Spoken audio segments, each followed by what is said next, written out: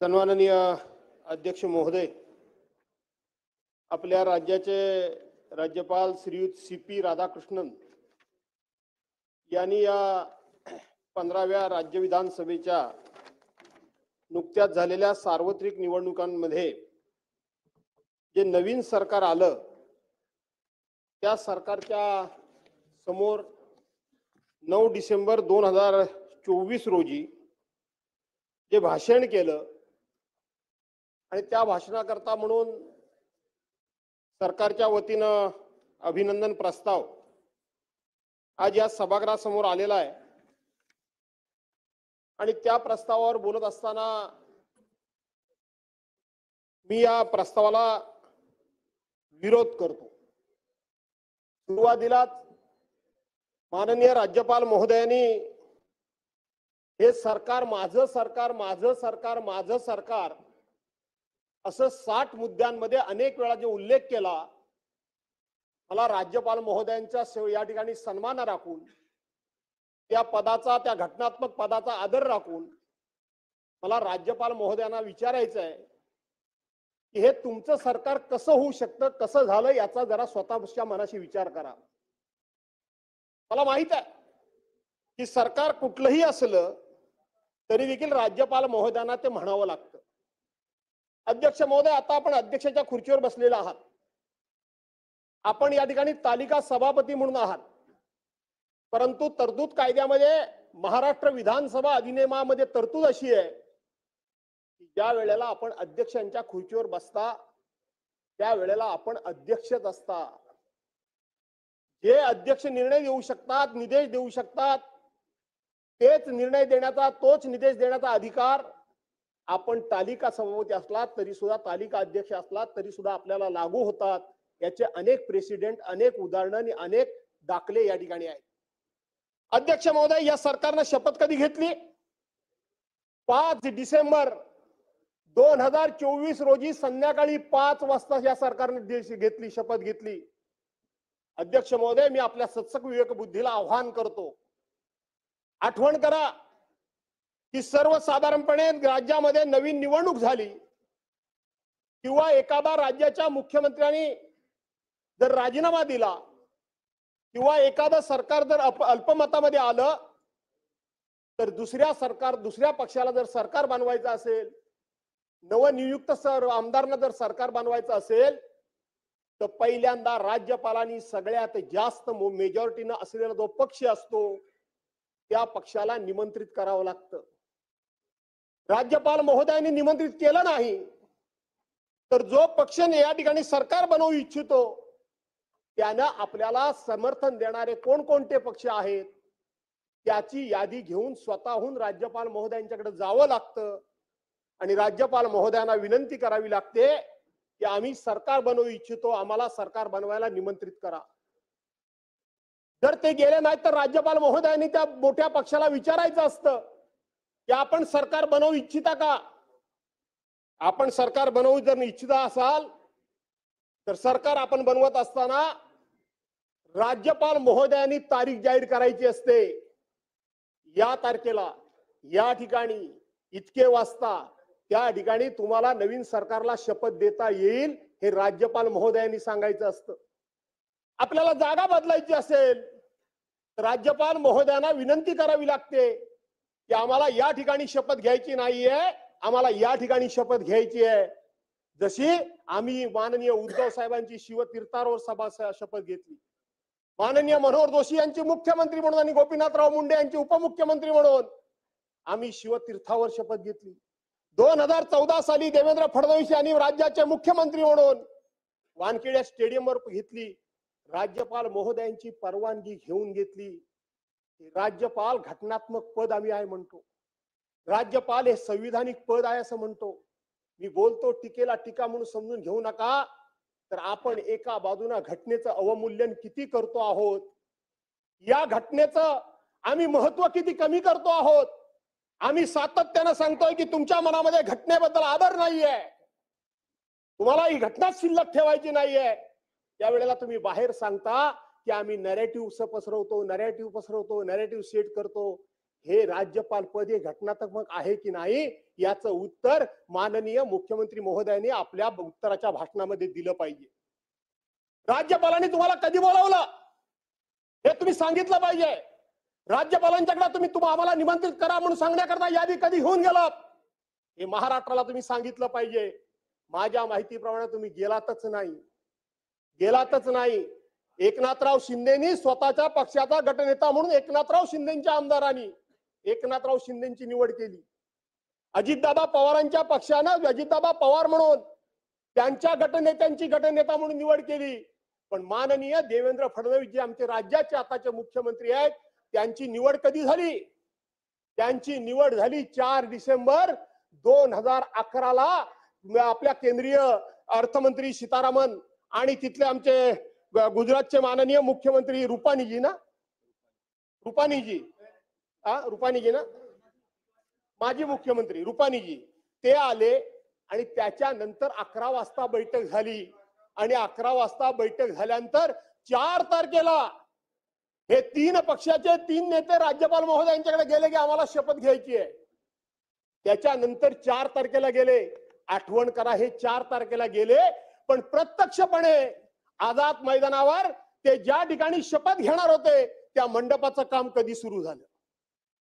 त्या मंडपाचं काम कुणी सुरू केलं? त्या मंडपाचं काम कोणाकरता सुरू केलं? कोण मुख्यमंत्री होणार होता? कुणी ठरवलं? राज्यपाल महोदयांनी ठरवलं की आणखीन कुणी ठरवलं? हे घटनात्मक पद जर असेल तर या घटनात्मक पदाचा अधिकार काय? हा माझा खरा प्रश्न आहे. माझा धोरणात्मक प्रश्न आहे. माझा टीकात्मक प्रश्न घेऊ नका. घ्यायचा कसा तो काही घ्या. कुणी ठरवलं? 22 मुख्यमंत्री येणार आहेत 5 तारखेला. देशातले 22 मुख्यमंत्री येणार आहेत. राज्यात देशाचे पंतप्रधान माननीय नरेंद्रभाई मोदी त्या ठिकाणी शपथविधीला येणार आहेत. त्या ठिकाणी गृहमंत्री महोदय येणार आहेत. केंद्रीय मंत्री येणार आहेत. असे सगळे येणार आहेत. यांच्या तारखा जाहीर झाल्या. यांचा कार्यक्रम इथं आला. यांचा दौरा नक्की झाला तरी राज्यपालांकडून कुठल्याही प्रकारची त्या संदर्भामध्ये अधिसूचना निघालेली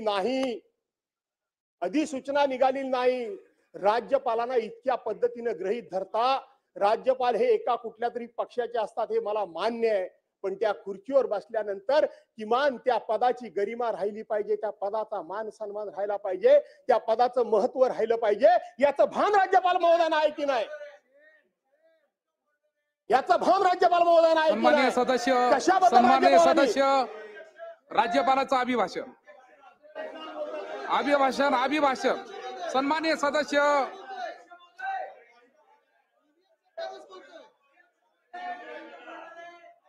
सन्माननीय सदस्य 2 मिनिटं. साठवण साहेब. अध्यक्ष महोदय, सन्माननीय ज्येष्ठ सदस्य भास्करराव जाधव माननीय राज्यपालांच्या अभिभाषणावर आपलं भाषण करतायत. ते भाषण आहे काय वैफल्यता व्यक्त करतायत हा एक वेगळा चर्चेचा मुद्दा आहे. मी त्याच्यावर काही भाष्य करत नाहीये. परंतु राज्यपाल हे एखाद्या पक्षाचे सदस्य असतात आणि त्यांनी त्यांच्या पदाची गरिमा राखली पाहिजे असं राज्यपालांवर हेत्वारोप करणारे वाक्य हे या सदनामध्ये निर्माण करता येत नाही. माझा पॉइंट ऑफ ऑर्डर असा आहे त्यांचं हे वाक्य त्यांच्या भाषणातून आपण काढून टाकावं, रेकॉर्डवरनं काढून टाकावं की राज्यपाल एका पक्षाचे सदस्य असतात हे वाक्य काढून टाकावं अशी माझी आपल्याकडे मागणी आहे. तपासून ते काढून टाकण्यात येईल. 1 मिनिट अध्यक्ष महोदय. राज्यपालांचं भाषण आहे. राज्यपालांचं भाषण आहे. सन्माननीय सदस्य तुम्हाला काय लक्षात येतं अध्यक्ष महोदय? एखादं वाक्य काढून टाकणं म्हणजे काय असतं? एखादं वाक्य काढून टाकणं म्हणजे काय असतं? एवढा सोपा विषय वाटला का तुम्हाला? या ठिकाणी पंकजाबाई मुंडे बसले. काय काढून टाकलं? काय माझा औषध शब्द आहे? माझा असंसदीय शब्द काय आहे? सन्माननीय सदस्य बोला. सन्माननीय सदस्य तपासून घेऊन वाक्य काढून टाकण्यात येईल. तपासून घेऊन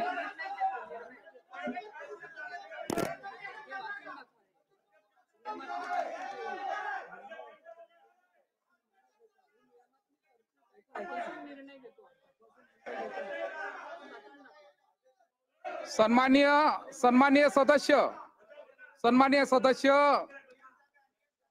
भारत सरकारहून विभिन्न आहे असे मानून राष्ट्रपतीच्या आचरणावर किंवा राज्य सरकारहून विभिन्न आहे असे मानून कोणत्याही राज्यपालाच्या आचरणावर ठपका ठेवता कामा नये.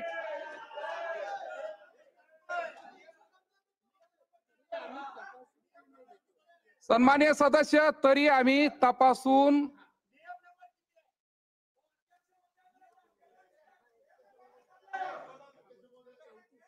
34 28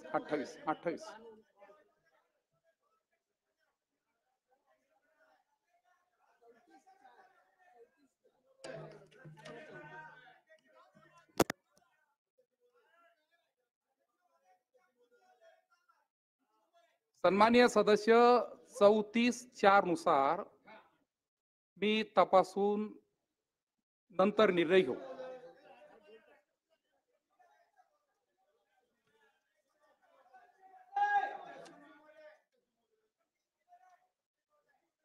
एक मिनिट, मंत्री महोदय बोलताय. मंत्री महोदय. अध्यक्ष महोदय, आपण या संदर्भामध्ये अध्यक्षांच्या दिलेल्या निर्णयाच्या नंतरही विरोधी पक्षाचा आक्षेप काय हे समजत नाही अध्यक्ष. इतकं वैफल्यग्रस्त झाले मंडळी अध्यक्ष महोदय की यांना अध्यक्षाचं सुद्धा आवाहन करण्याचं आता अध्यक्ष महोदय आता पर्यंत त्यांची बदल केलेली आहे. एकदा अध्यक्ष महोदय, या संदर्भामध्ये घटनेच्या तरतुदी स्पष्ट आहेत की मध्ये आपण मान्य राष्ट्रपती महोदय असतील, मान्य राज्यपाल महोदय असतील, आपण जे अध्यक्ष महोदय आता जे रुलिंग दिलं होतं हे कामकाजातून काढून टाकण्याचं जे आपण अध्यक्ष महोदय रुलिंग दिलंय ते अतिशय बरोबर होतं. याच्यामध्ये अध्यक्ष महोदय तपासण्याची काहीच गरज नाहीये.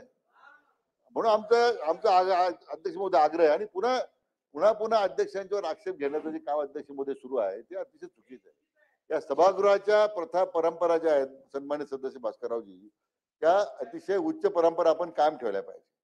आपण ज्येष्ठ सदस्य आहात, त्या ठिकाणी अध्यक्ष महोदय जे काही नवीन सदस्य आले त्यांना या प्रथा माहीत नाही आहे. त्यामुळे त्या सगळ्या नव्या सदस्यांच्या माध्यमातून ते काही जे बोलण्याचा प्रयत्न करतायत त्यांना माझी या निमित्तानं सूचना आहे आणि विनंती आहे अध्यक्ष महोदय की त्यांनी सुद्धा या सभागृहाची जी गरिमा आहे ती त्यांनी ठेवली पाहिजे. पण अध्यक्ष महोदय, आपण जो निर्णय दिलेला आहे याच्या तपासणीची आवश्यकता नाहीये. आमची विनंती आहे की जो पहिला निर्णय दिला आपण अध्यक्ष महोदय की कामकाजातून हे आपण काढून टाकलेला आहे, अध्यक्ष महोदय निर्णय कायम ठेवा अशी आमची विनंती आहे आपल्याला. सन्माननीय सदस्य 34(4) प्रमाणे आपण निर्णय घेतलेला आहे. मी आपल्याला फक्त सन्माननीय सदस्यांना विनंती करतो की माननीय राज्यपाल महोदयाच्या अभिभाषणावरती आपले 2 मिनिटं बाकी राहिले. आपण 2 मिनिटं राहिले साहेब, प्रत्येकाला 10 मिनिटं दिलेले आहे. राधाकृष्णजी, विखे पाटील साहेब.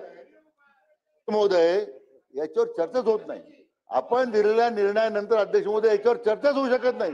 अध्यक्ष महोदय, आपलं कामकाज सुरू करा, पुढील कामकाज अध्यक्ष महोदय सुरू करावं अशी आपल्याला विनंती आहे. अध्यक्षाच्या निर्णयावर चर्चा होत नाही अध्यक्ष महोदय, आपण निर्णय दिलेला आहे. सन्माननीय सदस्य 2 मिनिटांमध्ये कन्क्लूड करा. सन्माननीय सदस्य 2 मिनिटात कन्क्लूड करा. काय बोलताय काय सन्माननीय सदस्य, 12:53 मिनिटांनी तुमच्या चर्चेला सुरुवात झाली. माझं ऐकून पण घेणार नाही का? एकच मिनिट, माझं ऐकूनच घेणार नाही का तुम्ही? अध्यक्ष महोदय, माननीय अध्यक्ष महोदयांनी या चर्चेकरता 2 दिवसामध्ये 7 तासाची वेळ चर्चेला दिलेली आहे आणि त्याच्यामध्ये निम्मा वेळ मंत्र्यांच्या भाषणासह इकडं आणि निम्मा वेळ इकडं. किती घ्यायचं ते आम्ही ठरवायचं अध्यक्ष महोदय. आपण असं करू नका. 2 मिनिटं वगैरे मला कसं काय बसवणार अध्यक्ष महोदय? अजिबात चालणार नाही अध्यक्ष महोदय.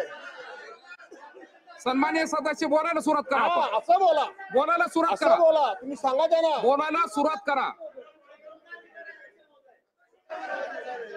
आणि म्हणून अध्यक्ष महोदय, या सदनाचे सदस्य अतुलजी भातखळकर हे असे बोलले,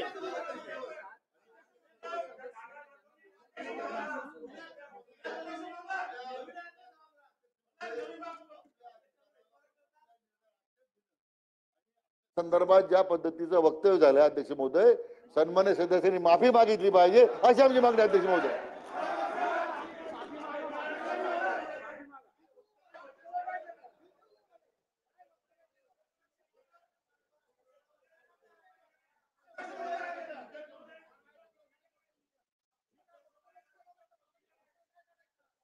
बोला बोला मंत्री महोदय बोला. राज्यपालाच्या अभिभाषणावर चर्चा सुरू आहे. आपण राज्यपालच्या अभिभाषणावर बोलू शकता. अध्यक्ष महोदय, सरकार कशी स्थापन झाली, दावा कधी पेश केला, हा विषय राज्यपालाच्या अभिभाषणात येऊ शकत नाही. त्यांना जर त्या पहिले घटनाबाह्य सरकार म्हणत होतं, तर लोकांनी जबरदस्त बहुमताने निवडून दिलेला अध्यक्ष महोदय, आणि या बहुमताने निवडून दिलेल्या सरकारावर पूर्ण बहुमत होतं, ऐतिहासिक बहुमत होतं. त्यामुळे त्यांना जर कुठलं चॅलेंज करायचं असेल तर त्यांनी सक्षम प्राधिकरणाकडे दाद मागावी.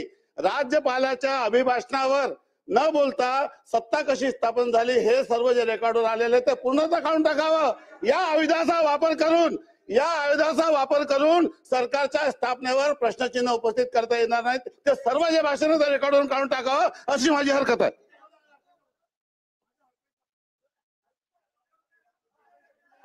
सन्मान्य सदस्य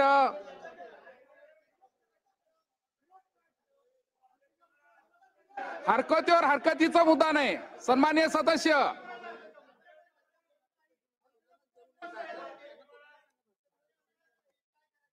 मी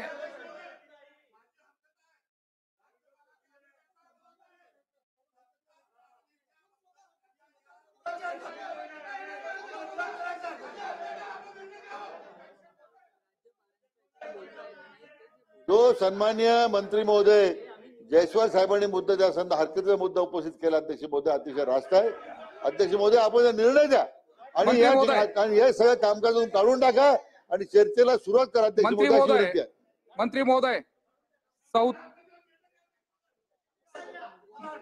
महोदय 34 नुसार भारत सरकारहून विभिन्न आहे असे मानून राष्ट्रपतीच्या आचरणावर किंवा राज्य सरकारवरून विभिन्न आहे असे मानून कोणत्याही राज्यपालाच्या आचरणावर ठपका ठेवता कामा नाही. म्हणून हे सर्व पाहून हे आपल्या भाषणामधून त्या ठिकाणून काढून टाकण्यात येईल आणि आता आपण त्या ठिकाणी सुरू करावं.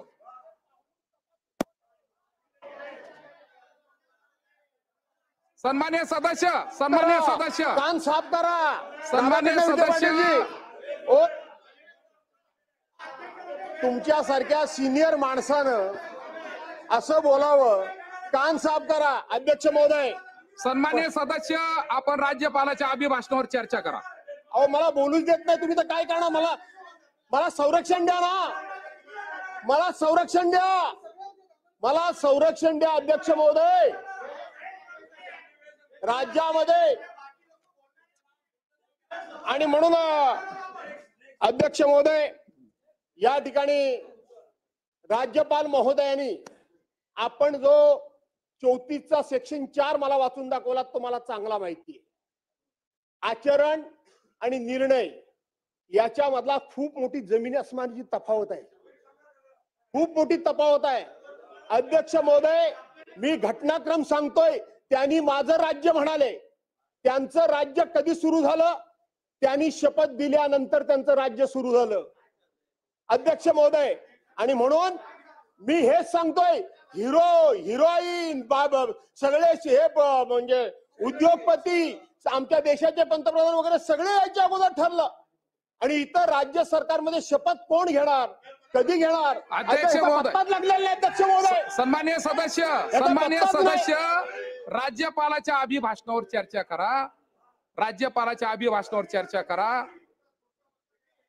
सन्मान्य सदस्य, अध्यक्ष महोदय, राज्यपाल महोदयांनी या ठिकाणी सुरुवातीला या राज्याला आणि विशेष करून राज्यामधल्या मराठी भाषेला जो अभिजात भाषेचा दर्जा मिळाला त्याबद्दलचा मुद्दा सर्वात पहिल्यांदा या ठिकाणी व्यक्त केलेला आहे.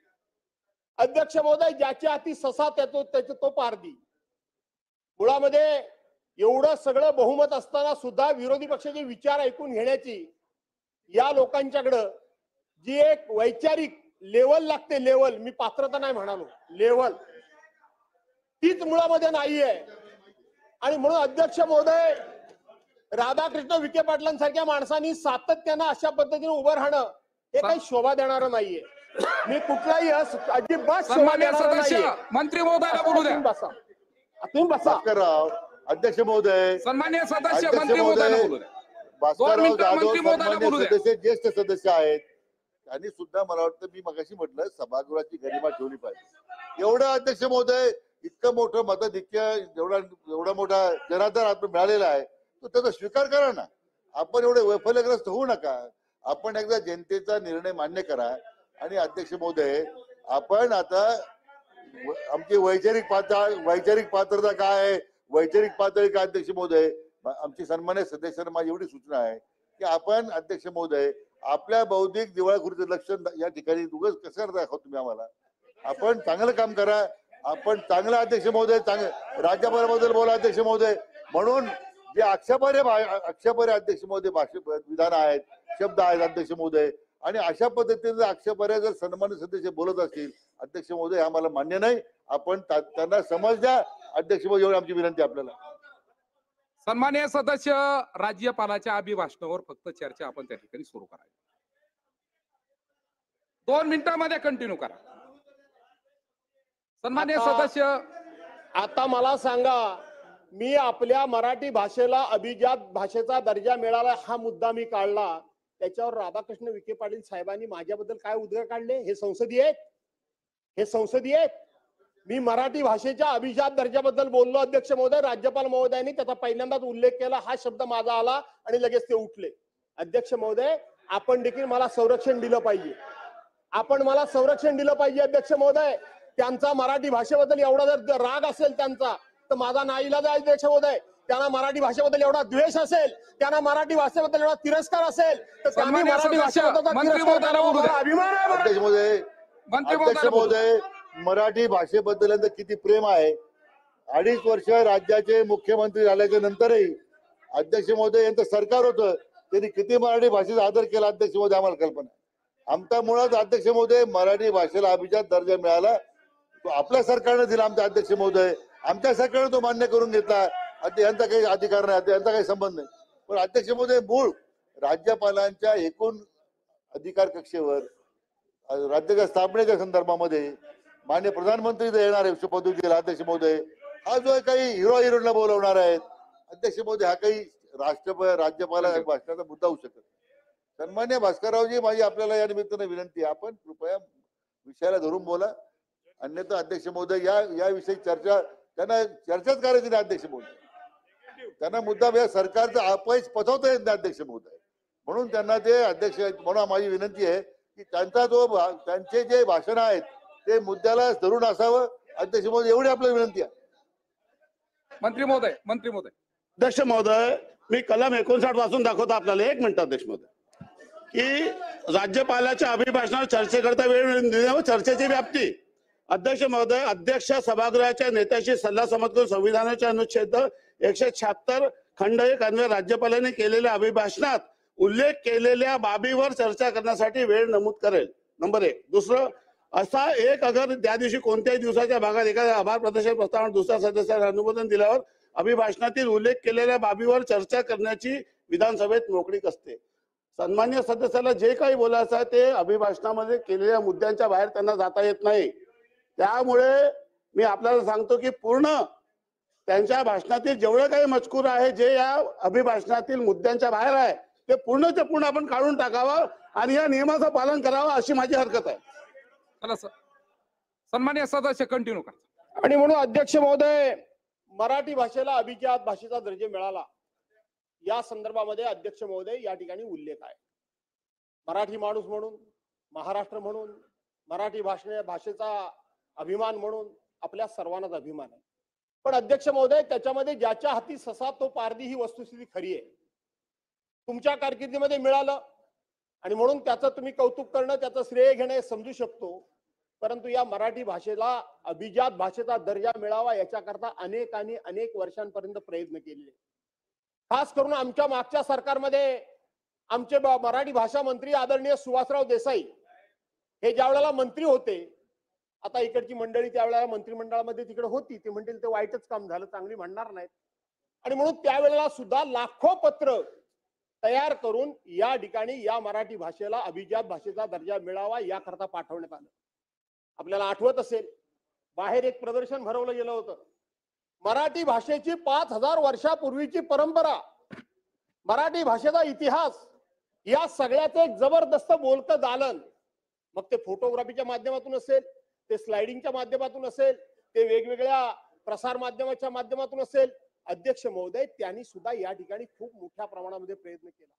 या सभागृहामध्ये, वरच्या सभागृहाचे सदस्य सन्मान्य दिवाकरजी रावते साहेब यांनी या विषयावर 7.5 तास भाषण केले की मराठी भाषेला, आणि म्हणून अशा पद्धतीने ह्या मराठी भाषेला अभिजात भाषेचा दर्जा मिळावा याच्याकरता अनेकांचं योगदान आहे. पण तरी सुद्धा आज आमच्या मराठी भाषेला अभिजात भाषेचा दर्जा मिळाला, त्याबद्दल मी मनापासून या ठिकाणी अभिनंदन करतो, सरकारचं कौतुक करतो, आणि ज्यांनी प्रयत्न केले त्या सर्वांचं हे श्रेय आहे, हे देखील मी या ठिकाणी नमूद करतो.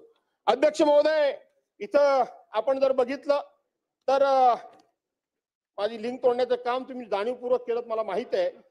हे सरकार काय म्हणतं अध्यक्ष महोदय, की सरकार राजमाता जिजाऊ छत्रपती शिवाजी महाराज, भारतरत्न डॉक्टर बाबासाहेब आंबेडकर, भगवान बिरसा मुंडा, महात्मा ज्योतिबा फुले, क्रांतीज्योती सावित्रीबाई फुले, पुण्यश्लोक अहिल्याबाई होळकर, राजश्री शाहू महाराज आणि इतर महान पुरुष व समाज सुधारक यांच्या आशीर्वादानं पालन करणार आहे.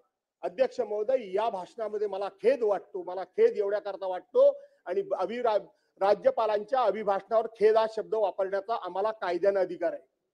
मला खेद एवढ्या करता वाटतो की या ठिकाणी छत्रपती शिवाजी महाराजांचं आणि सगळ्या महान पुरुषांचं, समाज सुधारकांचं, राष्ट्रपुरुषांचं नाव घेतलं गेलं.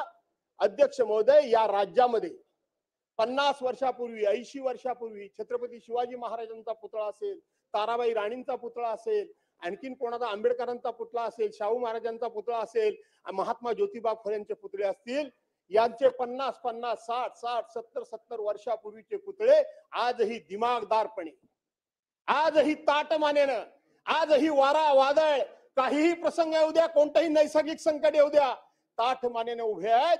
पण 8 महिन्यापूर्वी त्या सिंधुदुर्ग, राजकोट मध्ये, मालवण मध्ये छत्रपती शिवाजी महाराजांचा पुतळा उभा केला.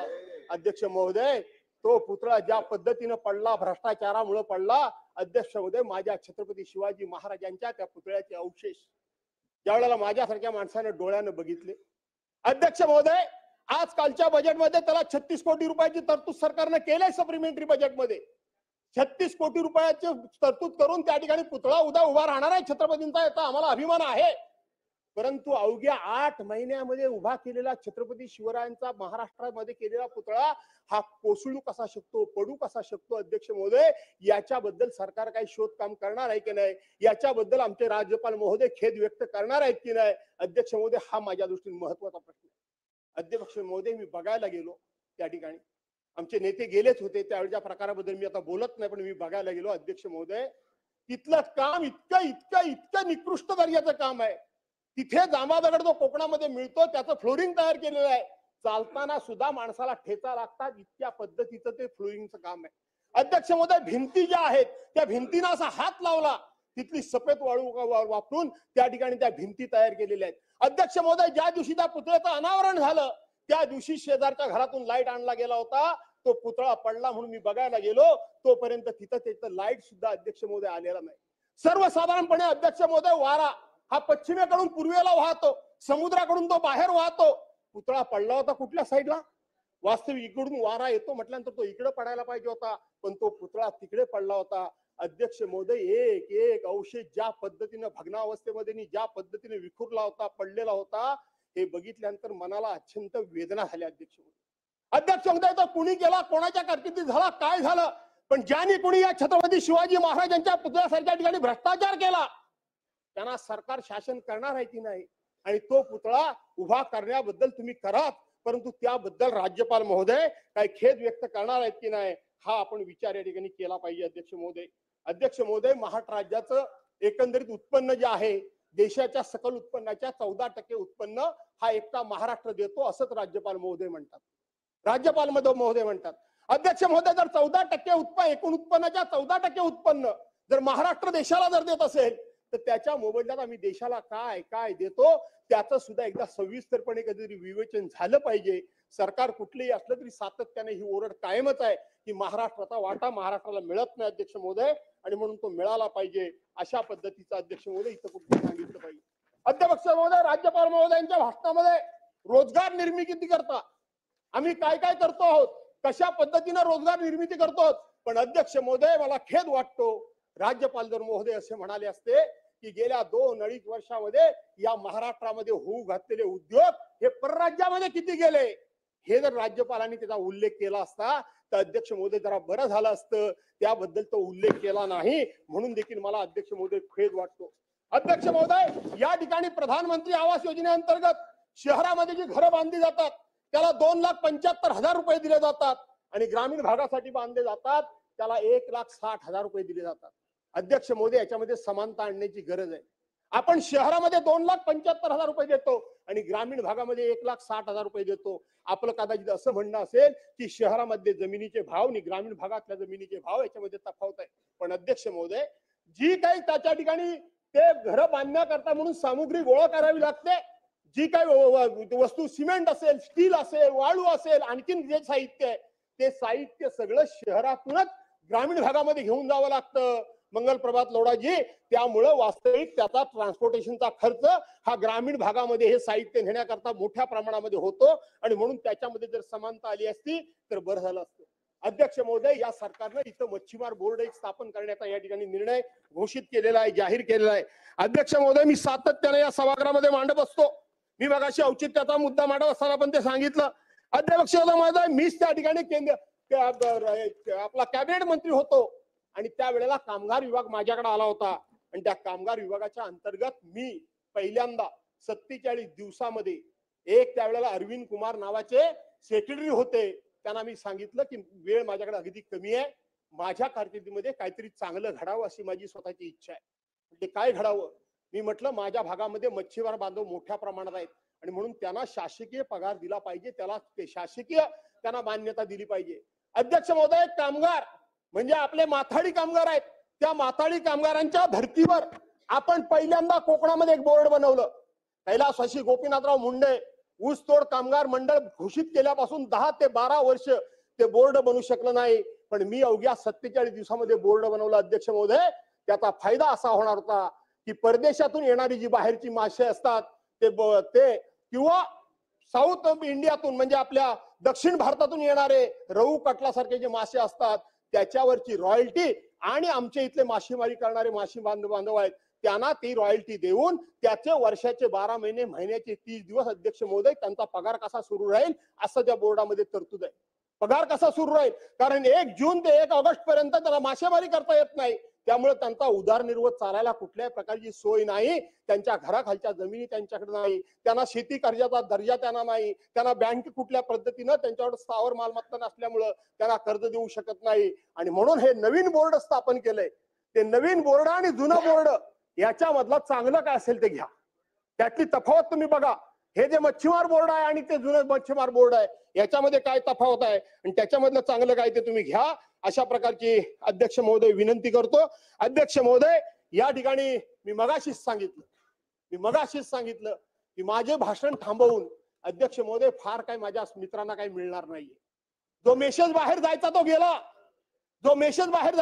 अध्यक्ष महोदय, जे लोकांना कळायचं ते कळलं की इतक्या पद्धतीचं बहुमत मिळाल्यानंतर सुद्धा वैचारिक पातळी किती घसरलेली आहे लोकांची हे यातून स्पष्ट झालं. आणि म्हणून अध्यक्ष महोदय, मी या ठिकाणी विरोधी पक्षाच्या वतीनं सरकारच्या काही गोष्टी लक्षात जर आणून दिल्या असत्या तर सरकारला त्या दुरुस्ती करण्याकरता आणि सरकारची लोकप्रियता वाढण्याकरता म्हणून टीका म्हणून समजा, परंतु त्या मार्गदर्शक सूचना म्हणून समजून जर स्वीकारल्या असत्या तर त्याच्यामध्ये तुम्हालाच त्याचा फायदा झाला असता. पण तुमची ती मानसिकता नाही आणि म्हणून लोकशाहीमध्ये अशा पद्धतीने तुम्ही वागलात, याबद्दल तुमचं राज्यपाल कौतुक करतात, त्याचा मी खेद व्यक्त करतो. या ठिकाणी थांबतो. जय हिंद, जय महाराष्ट्र. सन्माननीय